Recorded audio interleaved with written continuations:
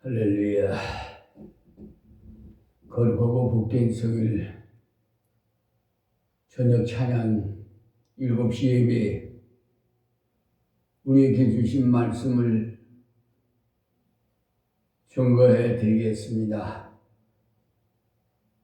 이 시간은 요한복음 강해설교로 4장 27절부터 38절 말씀을 봉독해 드리고 강론으로 말씀을 드리겠습니다. 이때 제자들이 돌아와서 예수께서 여자와 말씀하시는 것을 이상히 여겼으나 무엇을 구하시나이까? 어찌하여 저와 말씀하시나이까? 묻는 이가 없더라. 여자가 물동이를 버려두고 동네에 들어가서 사람들께 이르되 나의 행한 모든 일을 내게 말한 사람을 와 보라. 이는 그리스도가 아니냐 하니 저희가 동네에서 나와 예수께로 오더라. 그 사이에 제자들이 청하여 가로되 랍비여 잡수소서. 가라사대 내게는 너희가 알지 못하는 먹을 양식이 있느니라. 제자들이 서로 말하되 누가 잡수실 것을 갖다 드렸는가 한데 예수께서 이르시되 나의 양식은 나를 보내신 이의 뜻을 행하며 그의 일을 온전히 이루는 이것이니라. 너희가 넉 달이 지나야 추수할 때가 이르겠다 하지 아니하느냐? 내가 너희에게 이르노니 눈을 들어 밭을 보라. 휘어져 추수하게 되었도다. 거두는 자가 이미 싹도 받고 영생에 이르는 열매를 모으나니 이는 뿌리는 자와 거두는 자가 함께 즐거워하게 하려 함이니라. 그런즉 한 사람이 심고 다른 사람이 거둔다 하는 말이 옳도다. 내가 너희로 노력지 아니한 것을 거두려 보내었노니 다른 사람들을 노력하였고 너희는 그들이 노력한 것에 참여하였느니라. 아멘. 이 시간은 이 봉독해드릴 말씀을 종합적으로 이렇게 보면 예수님께서 먹을 양식이 있다고 정하고 예수님의 양식에 관해서 말씀드리고자 하는데 어떻습니까? 여러분은 배가 고파서 많이 고생해 본 적이 있습니까? 북한에서 오신 어느 목사님이 쓰신 책을 읽어보니까 그분이 북한에서 남한으로 피난을 올 때 워낙 배가 고파서 좋은 시계를 차고 왔는데 그 시계를 고구마 2개와 바꾸어 먹었다고 합니다. 그때 그 시계는 상당히 귀한 물건이었다고 합니다. 그래도 생명을 연명하려니까 고구마 2개와 시계를 바꾸지 않을 수가 없었다고 했어요. 그래서 겨우 살아서 지금은 사역을 하고 있다고 하시면서 양식이란 정말 중요한 것이라는 말씀을 책에서 기록해 두었더라고요. 그래 아무리 시계가 귀하고 비싸다고 해도 고구마 2개보다 못하더라는 거죠. 저도 1960년 딱 이런 해에 부산에서 서울로 단신으로 올라왔어요.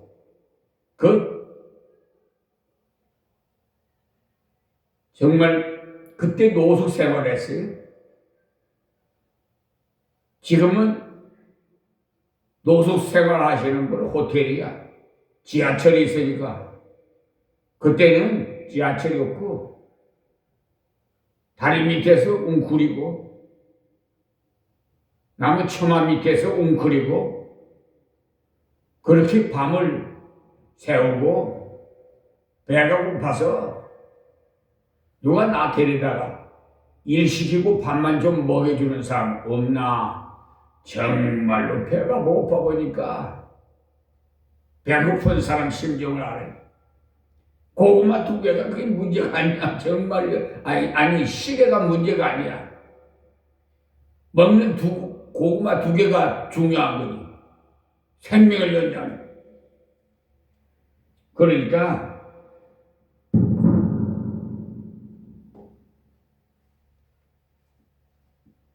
비싼 시계하고 고구마 2개하고 비교하면 시가는 시계가 많이 나가겠죠. 그런데도 배가 고프니까 시계 더 가지고 있으면 뭐예요? 배가 고파 죽을 지경인데. 와, 배고프니까 진짜 잠도 안 오고요. 웅크리고 다니니. 빵이 그때 기운 줄 알았어요. 배고프다. 그러고 지나고 나니까 하나님께서 이때 쓰시려고 그렇게 40년 동안을 세상에서 훈련시켜 주셨구나. 그걸 깨닫게 됐어요. 그래서 감사해요. 근데 그 당시 때는 그런 걸 몰랐죠. 솔직히 말씀드려서 지금 눈앞에 보여 배고픈 거 이제 하나님의 계획된 그 연단 훈련인 줄 어떻게 생각이나 했겠어요? 전 목사가 되리라고도 생각지도 안 했는데. 우리 육신의 부모님은 저에게 가르치기를 조상을 잘 섬겨야 복 받는다고. 그래서 저는 그렇게 들었어요. 그렇게 알고 자랐어요. 그런데 성년이 돼서 하나님 만나고 나니까 정말 다른 세상에서 사는 것 같아요. 똑같이 이렇게 예전이나 지금이나 이 땅 위에서 사는데도 완전히 세상이 자연이 그렇게 아름답더라고요. 그전에는 그냥 무심코 봤던 것도 하나님이 오묘하신 섭리감 이런 작품을 만드셨구나. 정말 우리 그렇게 저는 그 군생활을 그 속초에서 저 설악산 그 울산바위 또 흔들바위 그 정말 작품을요. 전부 북한의 금강산에 관광 가면은 아름답다고 그러는데 전 가보진 못했습니다만 설악산만 가봐도요. 정말 멋있어요. 하나님이 지으신 모든 세계는 그렇게도 아름답고 사계절에 확실하게 특별히 우리 대한민국 사계절이 어떻게 그렇게 명확하게 정말 복받은 민족인 걸 생각하시고 하나님께 감사하시기 바랍니다. 예. 그래, 굶주림이 그렇게 경험이 있기 때문에 배고파하는 사람 심정을 잘 알고 있어요.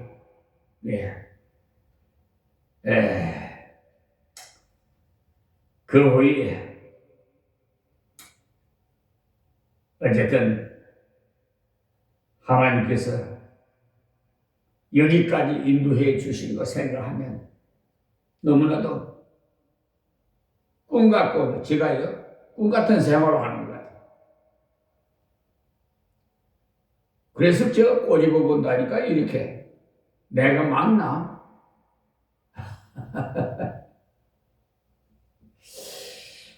요즘은 어떻게 회춘이 돼서 그런가? 뭐 하나님께서 다시 젊게 만들어 주시려고 그런가? 눈도 밝아주셔서 안경도 그냥 거추장스러워서 쓰고 싶지는 않아요.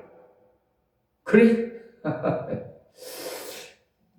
이 모든 게 하나님의 은혜 아니겠어요? 하나님은 소경도 눈을 뜨게 하셨잖아요. 죽은 자도 살리시고. 그래서 예수님께서 여기서 너희는 참양식을 먹으라고 하셨는데 예수님의 그 양식이 바로 나의 양식이고 여러분의 양식.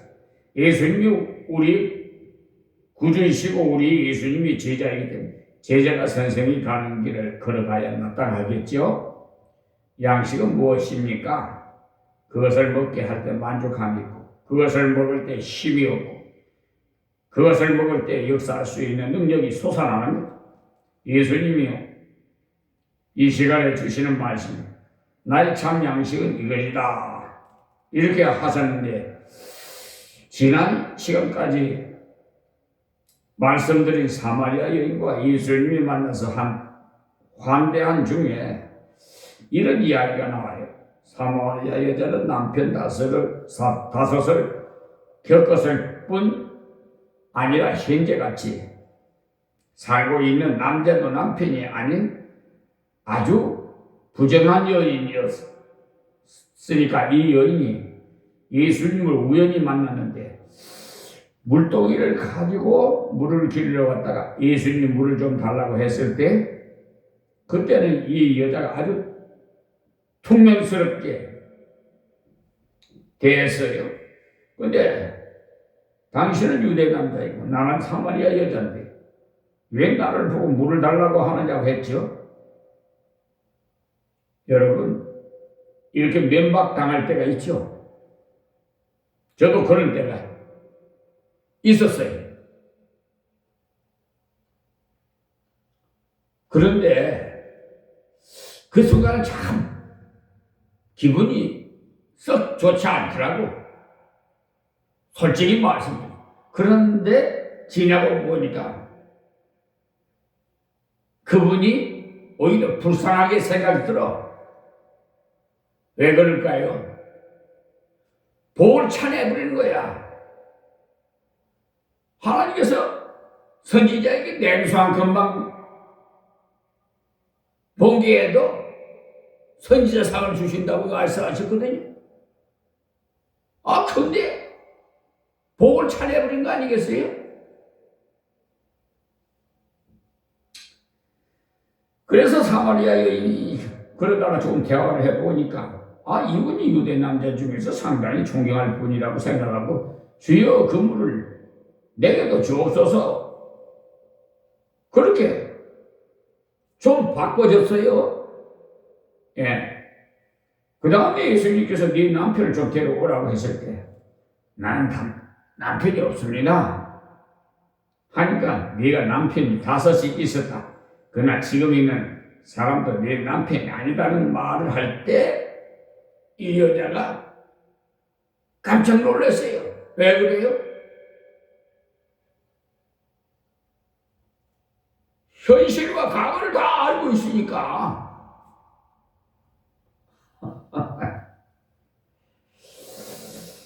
나의 과거를 다 아는 것을 보니까 선지자로서이다. 선지자라면 예배를 어떻게 드려야 옳게 드리는 것인지 알 수 있을 건데, 우리가 이 산에서 예배를 드려야 됩니까? 예루살렘에서 예배를 드려야 됩니까? 그렇게 물었을 때 예수님께서 이 산에도 말고 예루살렘에도 말고 신령과 진정으로 예배를 드려야 된다. 그때가 곧 온다고 했어요. 그렇게 메시아가 오시면 그렇게 될 줄로 믿습니다 했을 때 예수님께서 내가 바로 그다. 그러니까 이 사마리아 여인이 깜짝 놀란 거지. 예수 그리스도를 만났을 때 이 여인이 점점 변해갔어요. 여러분, 젊은 분들, 남녀, 총각 처녀가 결혼하죠. 다른 환경에서 다 태어나서 부모 손안에서 성장해가지고 성년이 돼서 중매로 했든지 연애로 했든지 결혼하죠. 그러면 다 각각 환경이 다 다른 곳에서 성장했어요. 그래서 두 몸이 한 몸이 되는 결혼. 그러니까 이게요, 우리 일행동산에 한번 생각해보면 하나님께서 아담을 지으시고 독초하는 것이 보기 안 좋으니까 잠들기 위해서 아담이 갈비뼈를 하나 취해서 돈돈 배필을 하와를 지어줬어요. 그리고 최초로 아마 주례사로 하나님께서 번성해서 모든 이 세계를 정복하고 다스리라. 아주 어마어마한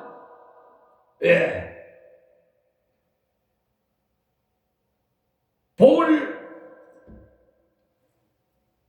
말씀해 주셨어요. 그런데 여러분들 결혼해가지고 처음에는 아주 깨가 볶아지듯이, 또 어떤 분은 뭐 신혼여행 가서 갔다 와서 이혼한 사람도 있다고 그러더라고요.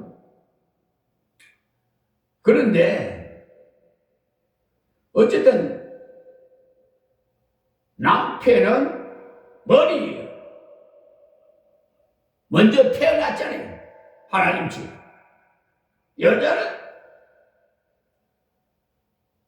돈은 배필로 하나님께서 지으셨죠. 그러니까 남편을 잘 주같이 섬겨야 돼요. 여성 이 교인들이 좀 듣기 좀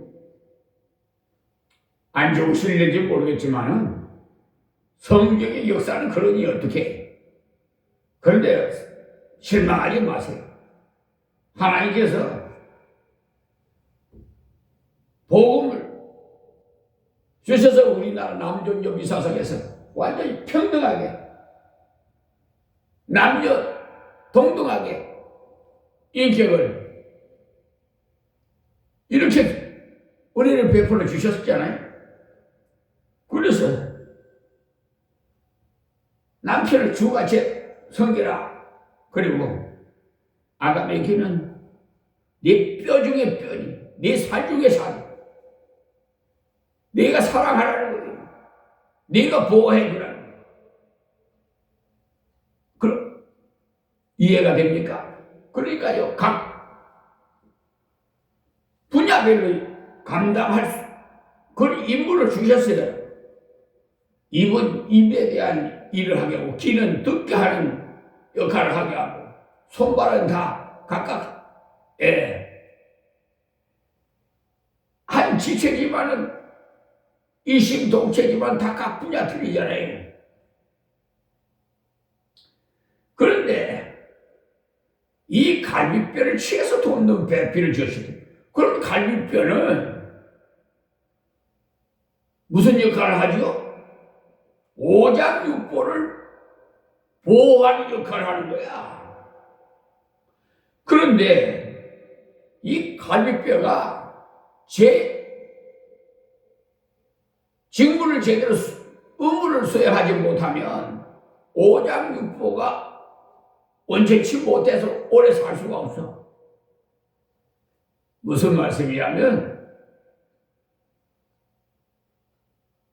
잘 오장육부를 감싸고 보호해 줘야 할 분은 아내란 말이야. 그래서 내조를 잘 해주면은 세계 위인들이나 다 보세요. 대통령, 미국 대통령도 링컨 대통령도 그렇고 다 여러분 보시면 내조가 얼마나 그 필요한가. 지금 이재명 대통령도요, 김혜경 여사요, 그 보이지 않는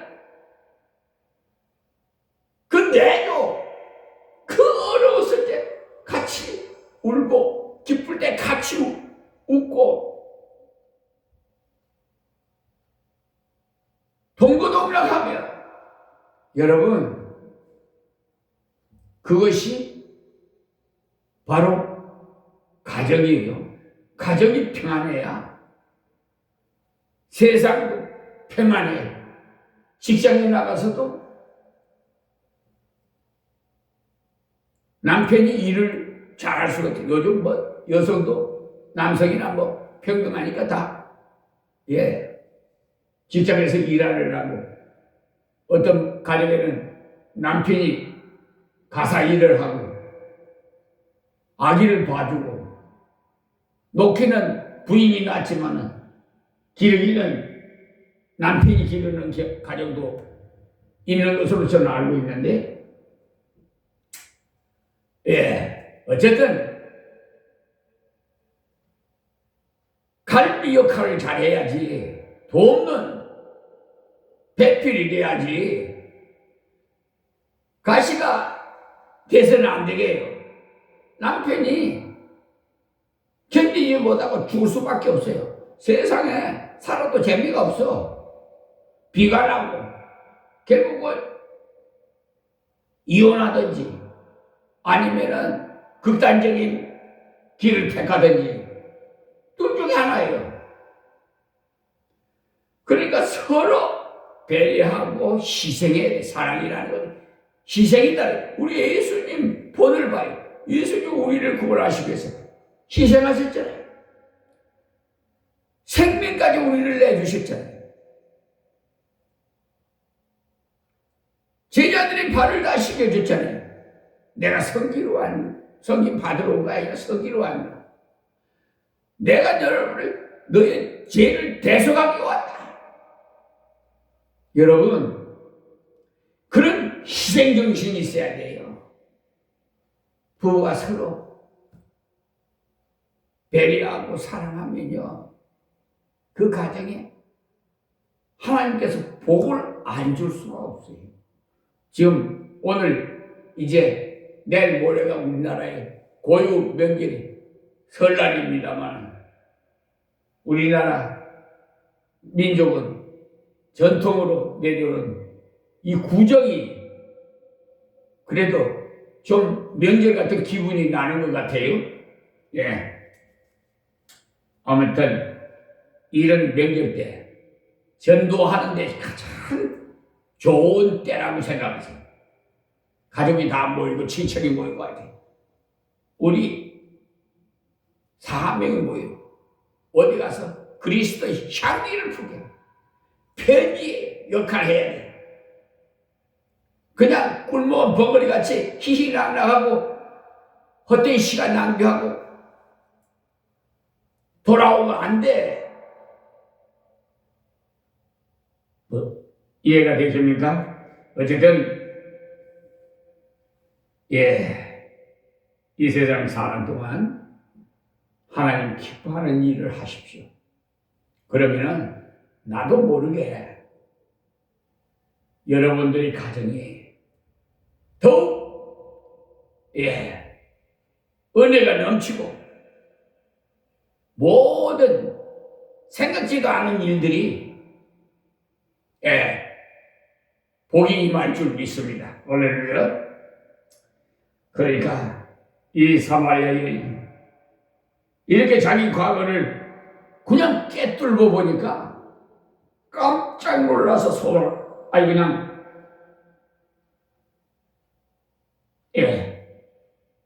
예수 그리스도를 만났을 때 이 여인이 점점 변해간 걸 알 수가 있어요. 처음에 유대 남자로 생각했다. 그 다음에는 존경할 사람으로 생각했다.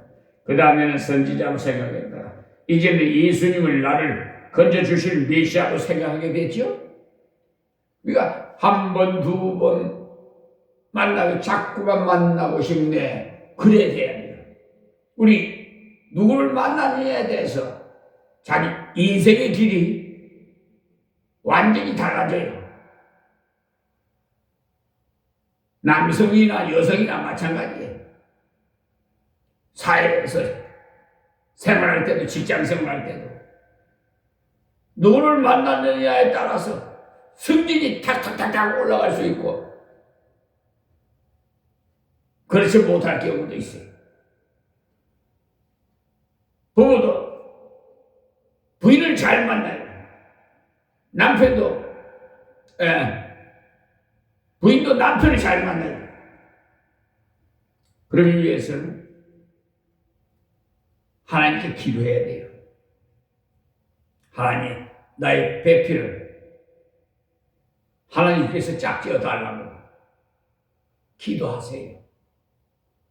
여러분 육안으로 보고 여러분 얼굴 잘생겼다고 여자냐? 노래도 있잖아요. 성경에도 마찬가지예요. 아주 그냥 여자는요 더 뭐라고 그러나? 세상 말로 팔자가 세다고 그러나? 얼굴 좀 잘생겼다고 하면은 그 사람 일생을 한번 봐봐요. 행복한가? 얼굴 못생겨도 훨씬 그 성심, 마음이 고우면 복이 굴러와 좋은 사람을 만나서 변화가 돼. 악한 여자도 남편이 부인을 잘 보호해주면 순한 양으로 변해져. 남편도 나쁜 짓거리를 바람이나 피고 하고 그 왜 그런 줄 알아요? 남편이 집에 들어오면은 부인이 딱 안식하게끔 편안하게 남편이 빨리 직장에서 돌아오게끔 만들어야 돼. 그런데 가정에만 가면 그냥 쏴게 치면은 누가 가정에 들어가고 싶어요? 그러니까 방황하다가 술집이나 가가지고 술 취하면 술 먹으면 또 여자가 따라와요. 그래갖고 쓸데없는 데다가 돈을 낭비하고 부부간에는 금이 가고 잠자리도 하기 싫어지는 거야. 야, 독방 쓰는 거야. 그런 가정들이 있지요. 그건 다 내 탓이라 생각하세요. 남자는 남자의 내 탓이다 하고 여자는 여자대로 내 탓이다 생각하시면은 모든 문제가 하나님께 가지고 오면 해결돼요. 완전히 변화돼요. 여러분도 예수님과 많은 대화 나누시면 이렇게 사마리아 여인처럼 여러분의 가정과 여러분이 앞날이 이 2026년도가 어느 해보다도 가장 복된 해가 될 줄 믿습니다.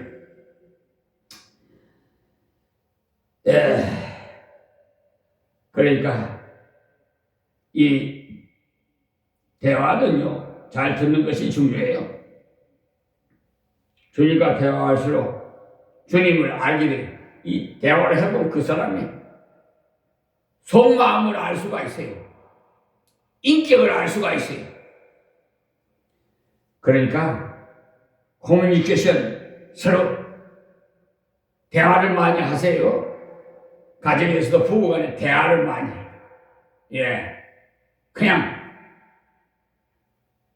가정에 들어가서 서로 벽을 쌓지 말고 대화, 이게 참 중요합니다. 예수님과 대화하려면 예수님의 말씀이 성경을 잘 들어야 되겠죠. 우리는 목사님 설교를 잘 들었고, 근데 마음은 콩밭에 있으면 되겠어요? 그리고 바빠서, 왜 그리 바쁘고 시간에 쫓겨서 성경 하나님 말씀은 뒷전이야. 최우선으로 10번 중이라 하나님 최우선을 둬야 돼요. 아무리 바쁜 일이 있어도 하나님 먼저 만나야 돼요. 기도하고 시작해야 돼. 예수님과 대화하려면 예수님 말씀 성경을 잘 듣고 목사님 설교 잘 들으시고, 그러니까 내가 예수님께 말하는 것이 바로 기도예요. 우리 기도와 말씀을 통해서 주님과 점점 더 가까워지고 주님과 더 깊이 알아지게 됩니다. 찬송가에도 예수 더 알기 원하면 크고도 넓은 은혜라고 우리 가사에 찬송하지요. 예수님의 인격체이기 때문에 아무리 알아도 다 알 수가 없습니다. 우리 육신의 아버지도 평생을 알아도 다 알 수가 있어요. 알 수가 없어요. 제가 말씀을 잘못했는데, 평생을 알아도 다 알 수가 없어요. 우리 육신의 아버지도. 그런데 아버지가 열어주신 것만큼만 알아요. 나는 어떤 음식을 좋아한다. 나는 어떤 성격을 가진 사람을 싫어한다. 어떤 성격을 가진 사람을 좋아한다 하고 점점 대화를 할수록 아버지가 우리 아버지는 이런 분이시구나 하고 깨닫게 되죠. 부부간에도 평생을 살아 다 알 수가 없어요. 그러나 상당한 깊이로 압니다. 대화를 나누고 삶을 같이 살기 때문에. 우리 주님과 대화를 나눌 때 이 여인이 이렇게 변했어요. 그저 한 사람이 유대 남자로 봤다가 그 다음에는 존경스러운 분으로 봤다가 선지자로 봤다가 메시아로 알게 됐죠. 여기서 이 여자가 폭발해버렸어요. 완전히 달라져버렸어요. 27절에 이때 제자들이 돌아와서 예수께서 여자와 말씀하시는 것을 이상히 여겼으나 무엇을 구하시나이까? 어찌하여 저와 말씀하시나이까? 묻는 이가 없더라. 예수님 자신이 바로 메시아라는 것까지 가르쳐줬어. 그랬을 때 이 여자가 그러면 그렇지, 나의 과거를 다 아는 이분이 모든 보통 사람일 수 있나? 사람이 아니다. 이분은 하나님의 아들이시구나라고 강력히 하는 순간에 제자들이 돌아왔어. 타이밍이 딱 맞게 돌아왔어. 만약에 5분 전에만 왔더라도 예수님과 여자가 중요한 대화를 할 때 그 대화가 끊어졌을 겁니다. 중요한 말씀까지 딱 마치고 나니까 제자들이 돌아왔어요. 전도하는 분들도 이것을 위해서 많이 기도해야 됩니다. 전도를 해보면 아주 중요한 이야기를 하려고 하면은 전화가 따로르르 와요. 그렇지 않으면 가만히 있던 아이가 운다든지 밖에서 띵동 하면서 우유 가지고 왔습니다 하는 소리 때문에 방해를 받아요. 그러면 김이 새지. 그때 전도자가 조심해. 전도자가 그때 오늘은 분위기가 안 되겠다. 그만두자 하면 안 돼요. 다시 시작해야 돼. 처음부터 새로 시작해. 조금 전에 한 그 뒤부터 합시다 하면서 그때 정신을 다 잃어버리기 때문에 마귀는 그것을 잘 이용해. 그런데 예수님께서 이 여인에게 말씀을 전할 때 타임이 딱 맞았어. 돌아와서 예수께서 여자가 말씀하시는 것을 이상히 여겼으나 무엇을 구하시나이까 하여 어찌하여 저와 말씀하시나이까 묻는 이가 없더라. 왜 이상히 여겼을까요? 우리가 생각하기에는 예수님 우물가에서 우리 노래도 있죠. 우물가에 처녀 총각 바람 났다네 뭐 그런 거. 노래 가사도 있죠. 옛날 사람들. 우물가에서 전도한 것에 대해서 별로 이상하게 생각하지 않을 수 있지만 유대인들은 굉장히 이상하게 생각해요. 유대인 랍비들은요, 여자와 남자 둘만 있을 때는 절대로 말을 하지 않아요. 물론 집안에서가 아니라 집 밖에서 말입니다. 그것을 랍비들이 계율이 있었어요. 그런데 예수님께서 이 여자와 우물가 아무도 없는 곳에서 참 이상하다는 생각이 들 만큼 개인적으로 대화를 하고 있었어요. 정말 1대1로 전도하니까요. 나를 길러주는 어머님이 완전히 예수님 믿고 천국 갔어요. 야, 정말 그 기쁨. 예.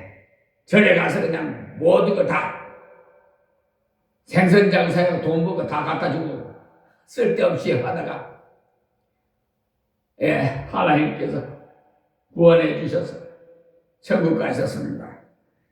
우리도 복음을 전할 때 가장 중요한 것 전하는 태도가 이 명절 때 특별히 찬스가 온 거, 기회가 아주 좋은 기회예요.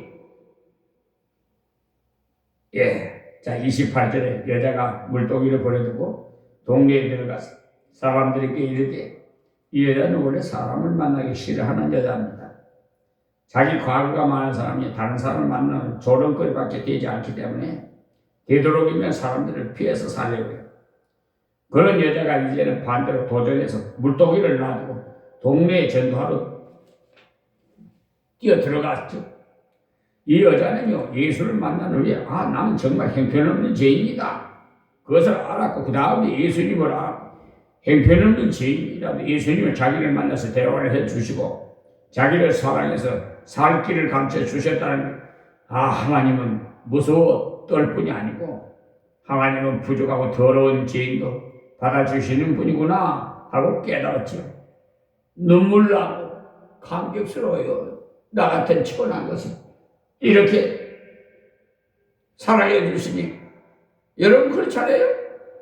나는 어떤 데는 그냥 눈시울이 적셔서 설교를 못 하겠더라고. 어떤 때는 가슴이 폭파하고 올라가서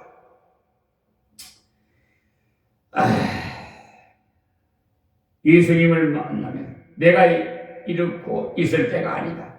내 삶이 무엇이냐 이 사실을 모르고 있는 온 동네 사람들을 다 데리고 와서 이분을 만나게 해줘야 되겠다. 나 같은 것도 이분을 만나서 완전히 변했는데 다른 사람도 예수님 만난다면 변하지 않을 사람이 없다.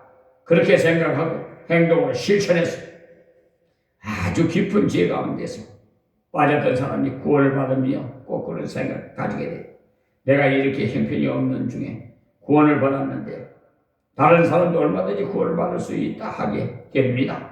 바울사도가 디모데전서 1장 13절에 내가 전에는 회방자요 핍박자요 폭행자였으나 도리어 궁유를 입은 것은 내가 믿지 아니할 때 알지 못하고 행하였음이라고 고백했잖아요. 바울사도 자신이 스스로고 형편없는 해방자요 핍박자요 폭행자요 고백하지. 예수 믿는 사람은 못 살게 굴었던 사람이 예수 믿고 구원을 받았어. 그런 사람이 복음을 전했는 그 이유가 내가 궁유를 입은 까닭 예수 그리스도께서 내게 먼저 1절 오래 참으심을 보이사 구의 주를 믿어 영생 없는 자들에게 본이 되게 하려 하심이라고 디모데전서 1장 16절에 말씀하셨습니다. 이 말은요, 나같이 악질도 예수 믿어서 구원을 받았다면 다른 어떤 사람도 예수 믿어서 구원받지 못할 자가 없다. 이 말씀이 바울은 샘플 케이스. 그래서 바울 사도가 자신은 죄인 중에 괴수라고 고백을 하죠. 이것이 무슨 자랑거리가 아니라 죄인 중에 괴수인 나 같은 것도 예수 믿어서 구원받을 수 있는데 죄인들 된 괴수들은 다 예수를 믿을 수 있다 말이에요. 이 여인은 자신같이 걸레 같은 인간도 예수님이 나를 만나주신 나를 새로운 인생으로 바꿔주셨는데 나보다 더 죄를 덜 지은 저 사람들은 다 나오면 다 구원받을 수 있다고 생각했죠. 그 사명을 가지고 동네에 들어가서 전도를 한 겁니다. 우리는 흔히 전도하기 위해서는 많은 준비가 필요하다고 착각을 하고 있는데, 그것을 많이 강조하죠. 물론 준비도 해야 됩니다만, 그러나 정말 예수를 만난 기쁨이 있고 정말 변화된 사건이 있는 사람은요, 그렇게 큰 연습할 필요 없어요. 이 여인을 봐요. 물동이를 버려두고 그냥 동네로 뛰어 들어갔잖아요. 이 사람이 철야 기도를 했습니까? 전도 훈련을 받았습니까? 아무것도 준비하지 않았어요. 예수를 만난 관계 그것뿐이에요. 이렇게 가서 복음을 전했을 때 얼마나 많은 사람들이 왔든지 사마리아 동네에 구원이 임하게 됐어요. 우리들도 이 여인처럼 내가 먼저 예수를 만나시기 바래요. 예수님과 깊은 교제를 나누시기 바래요. 주님의 말씀을 받고 내가 주님께 이야기하고 주님이 나를 얼마나 사랑해서 내 죄를 용서해 주시 지금까지도 인도해 주시는 분인 줄 확실히 체험하시기를 바랍니다. 체험이 있는 사람은 말할 때 자신이 있어요. 쉽습니다. 이론적으로 알기만 한 사람은 말하기가 굉장히 어려워요. 자, 29절에요. 나의 행한 모든 일을 내게 말한 사람이 와 보라. 이는 그리스도가 아니냐 하니 이 여자가 가서 딱 한마디. 네 모든 과거를 다 말해. 그러니까 내 모든 과거를 다 말해주는 분이 있다. 너희들이 와서 직접 한번 만나봐라. 이분이 바로 그리스도 메시아가 아니냐는 것이었어. 내가 이분을 만나고 나의 인생이 달라졌다. 이전까지는 나의 죄만 바라보고 피하는 것이 제일인 줄 알았는데 주님께 나를 내놨더니 주님을 나를 받아주셨다. 이 분이야말로 정말 하나님의 아들이고 하나님 보내신 구세주다는 말을 한 것뿐입니다. 여러분들은 지난날 어떤 시간이 있었고 어떠한 부족과 제약이 있었더라도 이 시간 주님께 자기를 내놓으시기 바랍니다. 그러면 주님께서 반드시 고쳐주실 줄 믿습니다. 할렐루야. 이 여인을 보십시오. 사람을 피해 다니던 사람이 오히려 온 동네에 들어가서 외치고 다니게 되죠. 물동이도 놔두고 운문에서 동네까지 거리가 4km입니다. 심리죠. 그러니까 물을 길러 왔다 물동이를 내버리고 그 거리를 되돌아가서 와 보라가 이 분을 만나보라. 이분이 지금 놓쳐버리면 안 된다. 외치게 됩니다. 얼마나 마음이 급했겠어요. 예수님 가버릴까봐 빨리 가서 전해야 되겠다. 조급한 마음이 생기지 않아요? 그래서 이 말을 듣고 사람들이 경악을 했어요. 이 아이 우리와 물을 같이 길러 다니지도 않던 여자가 저렇게 용감하게 와서 저렇게 외치니 우리가 한번 가봐야 되겠다 하고 몰려왔어요.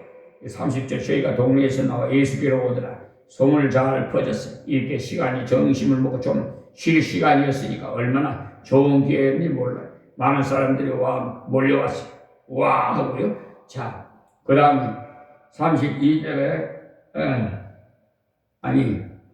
31절이죠. 그 사이에 제자들이 청하에 가는데 라뼈 잡수셔서 그러니까 제자들이 동네에 들어가서 사왔던 음식을 여자가 동네에 들어가고 없을 때 예수님께 권했지요. 그럴 때 예수님께서 수고했다. 내가 시장길라도 좀 매내야 되겠다 하시고 음식을 잡수는 것이 아니라 자 32절에요. 가라사대 내게는 너희가 알지 못하는 먹을 양식이 있느니라. 주님은 여기서 알지 못하는 영적인 양식을 이야기했어요. 양식을 먹으면 힘이 없던 사람이 힘이 생기고 거저당하던 사람이 만족해지는데 예수님께서는 여기서 이 여인에게 전도하는 것이 자기 양식이라고 했어요.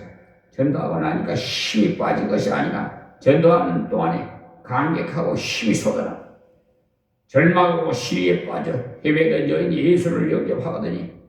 너무 기쁜 나머지 사람이 바뀌어서 전도하러 동네에 들어간 것을 보고는 주님이 너무 감격을 또 했죠. 하나님이 도로 오기를 가장 기뻐하는 사람. 오랫동안 사람들로부터 손가락질을 받고 살던 사람이 변해서 완전히 새 사람이 되었습니다. 하나님이 보내신 이유를 바로 감당한 거죠. 예수님께서 말씀하시건 내가 의인을 부르러 온 것이 아니라 죄인을 부르러 왔느라고 하셨잖아요. 죄인을 불러 그를 대속하기 위해서 오셨다고 했어요. 그것이 주님이 오신 목적입니다. 다음 33절에 제자들이 서로 말하되 누가 잡수실 것을 갖다 드렸는가 한데, 여기 제자들도 주님 말씀 뜻을 모르니까 완전히 동문서답이에요. 우리 대화하실 때도 동문서답 하는 격으로 하는 거 많죠. 나 그런 사람들 많아. 나 많이 대할 때가 있어요. 정말 핵심적인 얘기는 안 해주고 내가 궁금한 걸 답변 안 해주고 말을 돌려서 그냥 동문서답식을 하는 분들이 있어요. 영적으로 은혜 받은 사람, 영적인 말을 하는데 육신적인 사람은 자꾸 육신적인 것만 생각을 해요. 예수님이 내가 먹을 양식이 있다고 하니까 누가 먹을 양식을 갖다 드렸는가 하고 생각할 수밖에 없었어요. 그래서 예수님께서 설명 다시 해주는데 주님은 친절하신 분이십니다. 자, 34절 예수께서 이르시되 나의 양식은 나를 보내신 이 뜻을 행하며 그의 일을 온전히 이루는 것이 이것이니라. 그러니까 양식의 상 목적은 그때 당시에 산업이 별로 발달하지 않은 농경지대였기 때문에 거의 농사 짓는 일을 했어요. 농사를 짓는 이유는 양식을 얻기 위한 거죠. 우리도 예전에 다 그랬잖아요. 산업화가 되기 전에 농사 짓는 일에 전념했잖아요. 양식이 그때 모든 사업의 목표였기, 예수님이 내게 양식이 있다 하는 것은 나의 삶의 목표가 바로 이것이란, 나의 양식은 날 보내신 이 뜻을 행하며, 이 말씀 문자적으로 해석을 하면 전도하는 것이 하나님의 뜻을 행하는 것이라는 것입니다. 하나님께서 예수님을 이 땅에 보내신 것, 죄인을 건지기 위해서 오셨어요. 그래서 그의 일을 온전히 이루는 이것이니라고 했어요. 십자가에 돌아가시고 만인의 죄를 대속해서 만민을 구하는 것이 예수님 하나님의 뜻을 온전히 이루는 것이었습니다. 그래서 예수님이 전도하는 것과 주님의 십자가를 지는 것을 가르쳐서 나의 양식이라고 했어요. 주님의 양식 곧 우리의 양식, 나의 보내신 분의 뜻을 행하는 것이 하나님 백성의 양식. 예수께서 시험을 받으실 때 돌로 떡을 만들어 먹으라고 했을 때 예수님께서 사람이 떡으로만 살 것이 아니라 하나님의 입으로 나오는 모든 말씀으로 살 것이라고 신명기 8장 3절에 말씀하셨습니다. 여기 나를 보내신 이의 뜻은 성경에 기록되어 있습니다. 그러므로 우리들도 하나님의 뜻을 행하고 아버지의 말씀을 순종하는 것이 우리 양식이에요. 떡으로만 사는 것이 아니라 여러분이 하나님 말씀을 순종함으로써 살면 이 땅에 육신의 떡도 생기고 영의 떡도 생기고, 너희는 먼저 그의 나라와 그의 의를 구하라. 그리하면 이 모든 것을 너희에게 더하시리라고 주님이 약속을 하셨어요. 로마서 6장 마태복음 6장 33절, 신명기 8장 3절에 만나에 관한 이야기를 하시면서 사람이 떡으로만 살 것이 아니라 하나님 입으로 나오는 모든 말씀으로 살 것이라고 말씀을 하셨어요. 그래서 이스라엘 백성들이 광야를 지나면서 하나님 말씀을 따라갔더니 농사를 짓지 않아도 40년 동안이나 살 수 있게 주셨죠. 하나님 말씀을 따라갔다는 말이 뭐냐? 영적으로 살았다는 것. 그랬더니 육신까지도 하나님께서 40년 동안 먹여주셨어요. 지금도 마찬가지. 우리가 하나님 말씀을 믿음으로 순종하면 우리의 영이 날마다 새롭게 될 줄로 믿습니다. 우리의 삶에서도 우리의 육신의 직업과 가정에서도 하나님 은혜를 때때로 우리의 필요를 따라서 내려주실 줄 믿습니다. 하나님 뜻 중에 중요한 뜻 몇 가지만 찾아보고 지나가는 것이 좋겠습니다. 요한복음 6장 40절에 하나님의 뜻은요, 내 아버지의 뜻은 아들을 보고 믿는 자마다 영생을 얻는 것이 이것이니 마지막 날 내가 이를 다시 살리리라 하시니라. 이것이 하나님의 뜻이에요. 요한복음 6장 40절에 하나님 뜻 중에 제일 중요한 뜻이 아들을 보고 믿는 자마다 영생을 얻는 겁니다. 하나님 뜻 중에 제일 첫 번째, 여러분이 예수를 내 구주로 믿으심으로 하나님의 아들, 딸 될 줄을 믿으시기 바랍니다. 그 다음에 하나님이 자녀가 된 사람들이 어떻게 살 것에 대한 건데, 데살로니가전서 4장 3절 말씀입니다. 하나님의 뜻은 이것이니 너희의 거룩함이라 곧 음란을 부르고 각각 거룩함과 존귀함으로 자기 아내를 취할 줄을 알고. 그러니까 예수 믿을 때 우리 이미 거룩함을 입었어요. 죄 사함을 받아서 거룩한 자가 되었으면 이 거룩을 계속 유지하고 발전시켜야 돼요. 더욱 깨끗하고 더욱 깨끗해져야 됩니다. 신앙이 어릴 때는요, 원만한 실수를 해놓고 그것이 죄인 줄 잘 모르고 그냥 지나가요. 마치 우리가 달빛 밑에 있으면 무엇이 묻어도 잘 모르는 것과 같죠. 예로부터 우라민이라는 말이 있습니다. 달빛 밑에 있을 때는 웬만하면 다 예쁘게 보인다 이 말이에요. 그러나 방에 들어가서 촛불 밑에 가면은 여기에 뭐가 묻었네 합니다. 그러다가 전기불 밑에 오면 어떻게 됩니까? 다 드러나고. 그 다음에 태양빛 아래 나가면 어떻게 돼요? 솜털까지 다 보여. 우리가 사는 땅에 아무것도 없는 것 같다가도 태양빛이 들어오면 미세한 먼지가 보이는 것과 같아. 빛에서 주님을 가까이 할수록 나의 부족함, 나의 더러움과 나의 연약함이 드러나요. 그래서 자백하고 회개하고 하나님 뜻대로 살려고 기도하다가 보면 점점 더 거룩해집니다. 그리고 디모데전서 4장 5절에 보면 하나님 말씀과 기도로 거룩해집니다. 그래서 우리가 거룩해지는 비결은 하나님 말씀과 기도뿐입니다. 하나님 말씀을 볼 때 이것이 죄이구나, 이것이 부족이구나, 그것을 깨닫게 돼. 그 말씀을 가지고 기도할 때 깨달은 대로 걸어갈 수가 있는 능력이 생깁니다. 기도하지 않고 말씀만 읽으면 계속 비판만 받고 계속 가책만 생기. 그러면 오히려 더 괴로워요. 그러나 말씀을 읽고 깨달았을 때 기도하면 죄인 것을 알고 빨리 회개하게 되고 부족한 줄 알면 기도하고 순종하면 승리하게 돼요. 그게 바로 거룩이. 구원받은 자에게 있어서 하나님의 뜻 중에 제일 먼저가 거룩이. 거룩할 때 모든 은혜를 담아주시기 때문에 그 다음에 항상 기뻐하라, 쉬지 말고 기도하라, 범사에 감사하라. 이는 그리스도 예수 안에서 너희를 향하신 하나님의 뜻이니라고 데살로니가서 5장 16절에서 17절에 말씀하셨죠. 거룩한 것에서 그치지 말고 은혜를 충분히 받으라는 겁니다. 그릇이 깨끗한 데서 그치지 말고 그것에 채워져라. 그릇만 깨끗하게 있으면 무엇하겠냐? 거기에 채워져야지. 그래서 주님 주신 은혜를 기뻐할 때 하나님의 성령의 역사가 강하게 일어납니다. 기도할 때 각가지 은혜를 채워줘. 감사할 때 더욱 감사할 수 있도록 채워주시오. 이렇게 걸어가는 것이 우리의 양식. 그렇게 걸어가면 하나님께서 우리에게 만족을 주시고 세임을 주시오. 예수님이 그러했습니다. 본문으로 다시 돌아가서 온전히 이루는 것이라고 했는데 온전히 이루는 것은 십자가를 지시는 것. 예수님께서 우리에게 자기 십자가를 지고 나를 쫓으라고 말씀했어요. 부자 청년이 예수님을 찾아와서 예수님 어떻게 하면 영생을 얻을 수 있습니까? 라고 물었을 때 예수님께서 네가 제 계명을 지켜라. 그러니까 하나님 말씀을 순종하라고 했어요. 그러니까 부자 청년이 다시 물었어요. 무슨 계명입니까? 라고.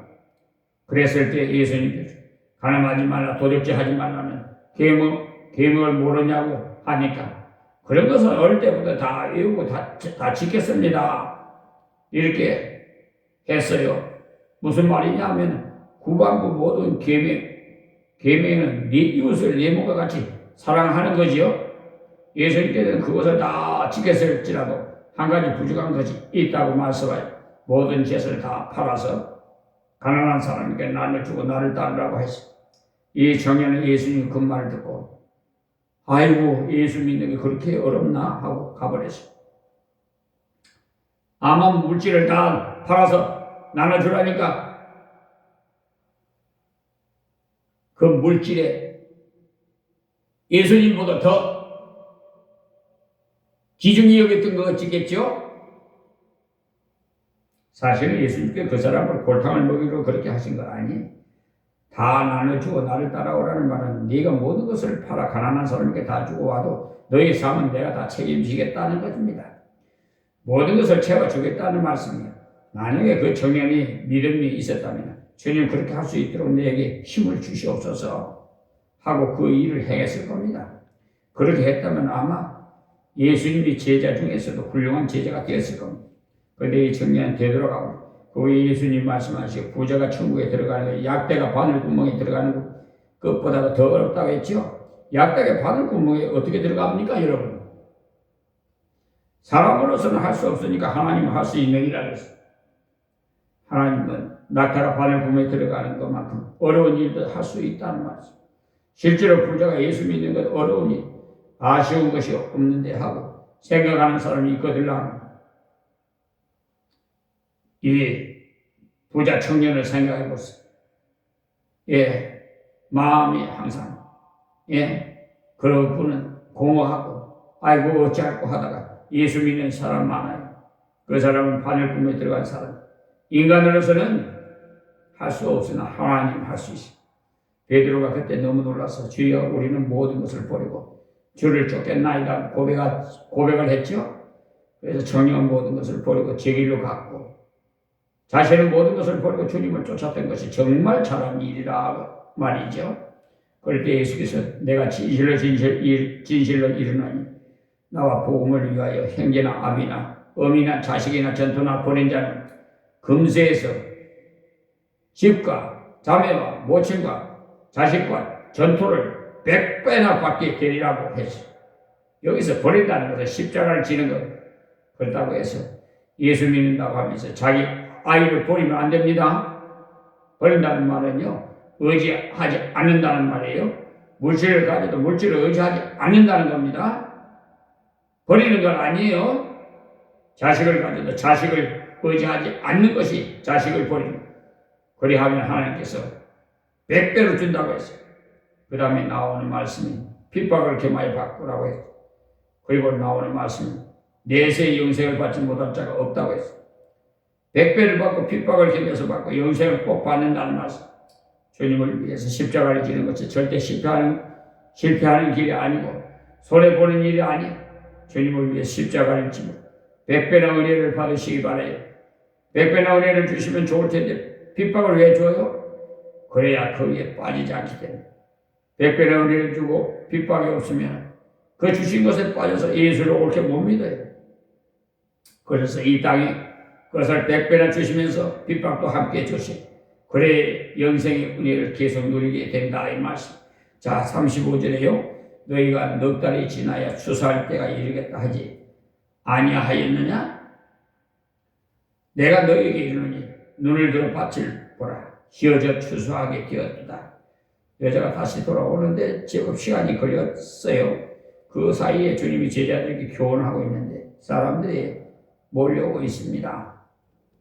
예수님께서 그들을 보고 곡식이라고 표현을 했어요. 그 사람들을 향해서 눈을 들어 밭을 보라고 했어요. 그 말에 예수님 제자들은 밀밭을 봤을 거예요. 주님께서는 영혼을 건진 밭을 보라고 했는데 제자들은 밀밭을 봤을 거예요. 우리도 이런 경우가 참 많아요. 제자들은 밀밭을 보고 넉 달이 지나야 추수하겠습니다 하고 했습니다. 그때 주님께서 너희들이 관심은 이 밀밭에 있지만 나의 관심은 사람 밭에 있다고 했어요. 주님은 사람의 관심이 있어요. 우리는 밀밭에 관심. 여러분들 다 사람 밭에 관심을 두시죠. 사람 밭에 관심을 두시기 바라요. 사람이 있으면 다 따라오게 돼 있어요. 쉬어져 추수하게 되었거든. 이 말이 무슨 말씀이에요? 믿으려고 준비된 사람이 오고 있다. 뒤에 보면 이 사람들이 다 예수를 믿습니다. 주님은 그것을 보셨어요. 그런데 제자들은 넉 달이 지나야 추수할 때가 된다고 해요. 우리들은 항상 그렇습니다. 교회에 좀 더 다녀서 기도도 많이 해서 능력을 더 받아서 내가 좀 갖추어서 그 다음에 전도를 해야 되지. 지금 이렇게 전도하다가 괜히 덮어쓴다고 생각을 해요. 주님은 우리에게 지금이 휘어져 수수화가 되었다. 지금 가라. 네가 받을 만큼 지금 가서 이야기해라고 하십니다. 역사는 주님이 하시요. 그런데 우리는 내가 가서 설득을 시켜야 되겠다고 합니다. 우리는 먹혀 들어간다는 말을 잘 하는데 먹혀 들어가는 것이 아니에요. 주님이 변화시키는 거죠. 특히 설교하는 사람들이 먹혀 들어간다는 소리를 잘 하는데 주님이 변화시키시는 겁니다. 자, 36절에요. 거두는 자가 이미 싹도 받고 영생에 이르는 열매를 모으나니 이는 뿌리는 자와 거두는 자가 함께 즐거워하게 하려 함이니. 함이니라 그랬어요. 거두는 자는 전도자, 거두는 자가 싹도 받았다는 말은 거두는데 이미 만족을 얻었다는 거예요. 농사를 지으면 거둘 때 가장 기분이 좋죠. 사과 딸 때는 아무것도 할 줄 모르는 사람도 잘 따요. 거둬들일 때 기분이 참 좋은데, 그 자체가 싹입니다. 우리가 전도했을 때 전도대에 왔는 거, 그 자체가 이미 싹을 받은 거예요. 어쨌든, 그리스도를 모르는 사람이 그리스도를 믿는 순간에 우상을 섬기는 것부터 깨뜨려야 되겠다 한 것입니다. 그 자체가 싹이 주님이 우리에게 이렇게 승리하는 것을 바라고 하시죠. 우리는 하나님께 참 감사해야 돼요. 하나님께서 우리가 거들어 나가기만 하면 싹을 주시고 싹도 받고 영생에 이르는 열매도 주시는 영생에 이르는 열매는 사람이 구원받는 사람. 이는 뿌리는 자와 거두는 자가 함께 즐거워하게 하려 함이니라고. 뿌리는 자가 있는가 하면 거두는 자가 있어. 그렇기 때문에 거두는 자가 자기가 대단해서 거두는 줄로 생각하면 잘못 생각입니다. 가서 전한 즉시 바로 예수를 믿었다고 내가 오늘 설명을 잘 했더니 이 사람이 이렇게 잘 먹혀 들어가서 믿었구나 생각하면 오산입니다. 앞서 뿌린 사람이 다 있었어요. 전도할 때 잘 믿는다 싶어서 물어보면 그전에 그 집 친척이 그저 믿으라고 선물도 사주고 정성을 많이 들었던 것을 들을 수 있어요. 그게 뿌려놓은 것을 때가 되어서 내가 거두게 됩니다. 거두는 사람도 기뻐하고 심는 사람도 함께 기뻐해야 돼요. 37절에요. 그런즉 한 사람이 심고 다른 사람들이 거둔다 하는 말이 옳도다.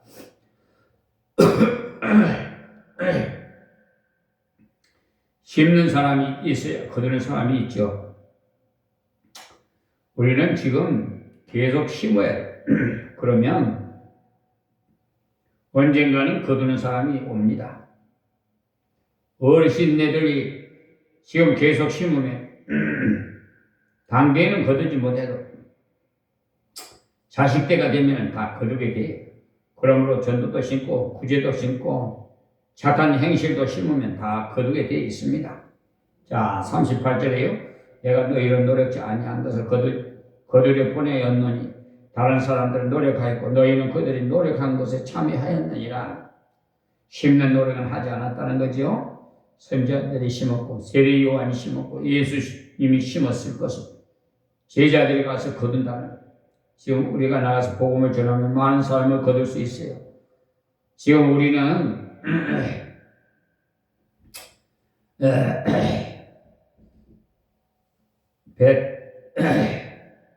140여인가 선교가 되기 때문에 가서 전도해 보면요, 웬만한 사람은 기독교와 관련이 없는 사람이 없어요.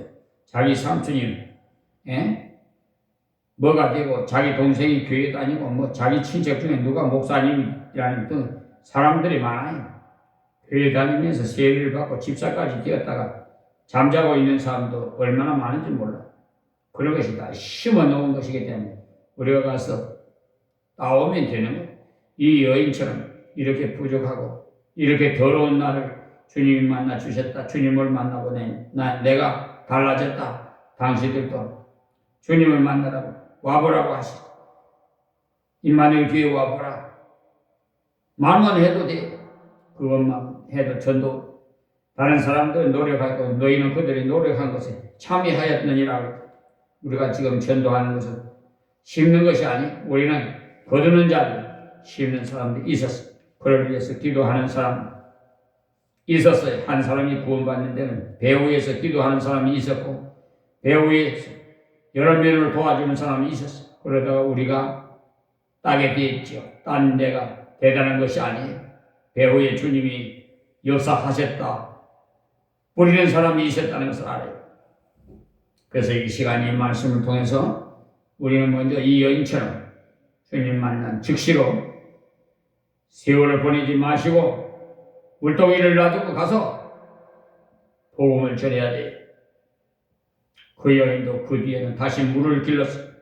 물을 길지 않았던 것이 아니, 예수 믿는 사람은 다 사업을 해야 되고 장사해야 되고 공부해야 되고, 그러나 이제부터는 물을 깃는 목적이 주님을 선전하는 것이 되어야 합니다. 공부하는 목적이 주님을 선전하기 위한 것이 되어야 합니다. 우리의 참 양식을 하나님의 뜻을 행하는 복음을 전하고 주님의 교회를 위해서 살 때 100배를 주시고 핍박을 겸하여 주시고 그 위에 영생을 겸하여 주신다고 해서 하나님 말씀 순종하는 것이 양식을 삼아서 많은 열매를 거두시기를 바라면서 오늘은 여기서 말씀을 냈습니다. 하나님 고맙고 감사합니다. 아버지 하나님 주신 말씀 전했사오니 받을 만한 자는 받았어. 또 씨를 뿌리고 거두는 자가 되게 역사해 주시옵소서. 아버지 감사합니다. 고유명절이 내일 모레가 이 나라의 설날인 것을 모든 이 국민들이 대이동 중에 있습니다. 하나님 잘 다녀올 수 있도록 하나님 지켜주시고 귀한 생명들 보호해 주시옵소서. 이 기회에 전도가 되어서 물동이를 버려두고 달려간 저 사마리아 여인처럼 이 기회에 와보라. 예수 믿으라고 그리스도의 향기를 풍기고 본을 보여주는 아름다운 복된 설 명절이 될 수 있도록 하나님 역사에 주시옵소서. 예수님의 이름으로 기도합니다. 아멘. 하나님 고맙습니다. 항상 우리는 하나님 오직 예수 우리 아버지 앞에 또 찬양 드리고 마치겠습니다. 찬양은요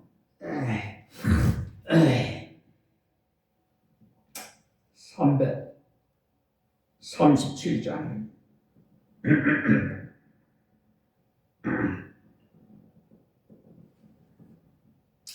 인내하신 구세주여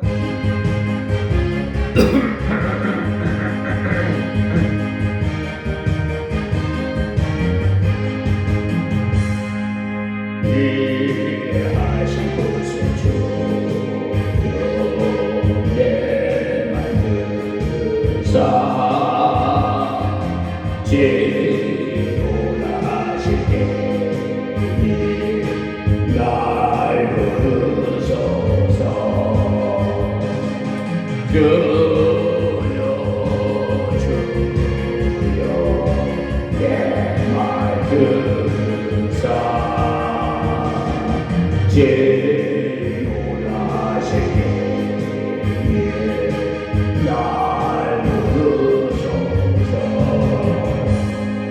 자비하신 보좌 앞에 물어들여 자복하고 예하니 이름 주소서. 주여 주여 내 말 듣사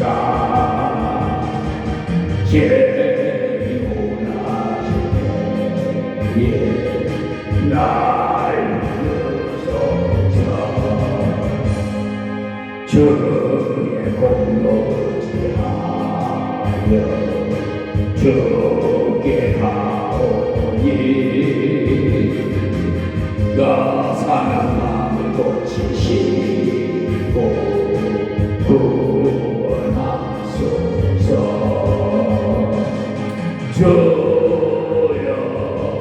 주여 내 말 들으사 제노라시되 날 부서서 만복을 쓰시며 위로하소서. 우리 주와 같으시니 어디 있을까. 할렐루야. 주여 주여 내 말 들으사 제노라시되 날 부서서.